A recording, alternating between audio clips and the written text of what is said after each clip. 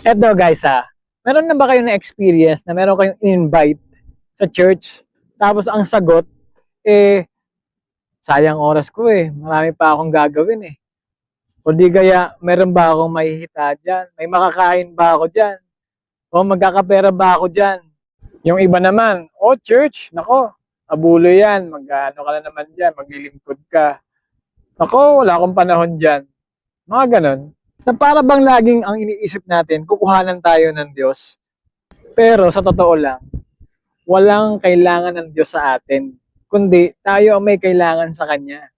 Narinig mo na ba yung katagang, ang Diyos, kahit wala ang tao, still siya ay Diyos. Pero ang tao, kapag walang Diyos, wala. We are nothing.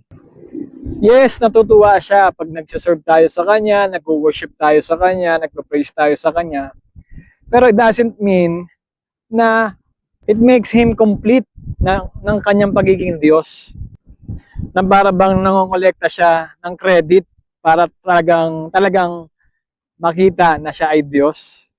Wala na tayong maiaambag pa para patunayan na siya ay Diyos. Kasi, He is already complete. Yung iisang Diyos na may tatlong persona, God the Father, God the Son, God the Holy Spirit, our God is already complete.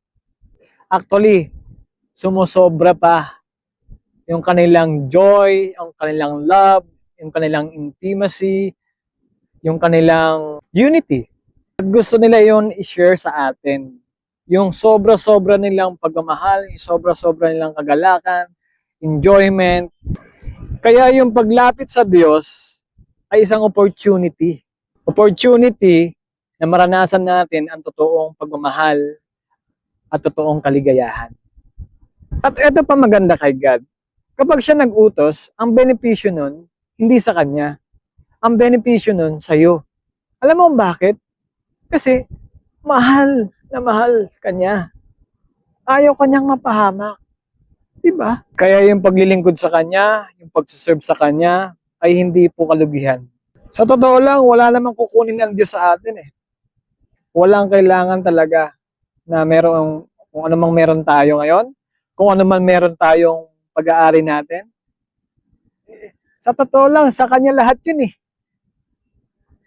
Diba? Lahat ng meron tayo ngayon, sa Kanya lahat yun. Madalas iniisip natin, kukuhanan tayo ng Diyos. No. Kung anong meron ka ngayon, ay galing yan lahat sa Diyos. Walang sayo. Walang talagang sa atin. Pinagkatiwalaan lang tayo ng Kanyang pag-aari. Kaya guys, lumapit ka na sa Panginoon.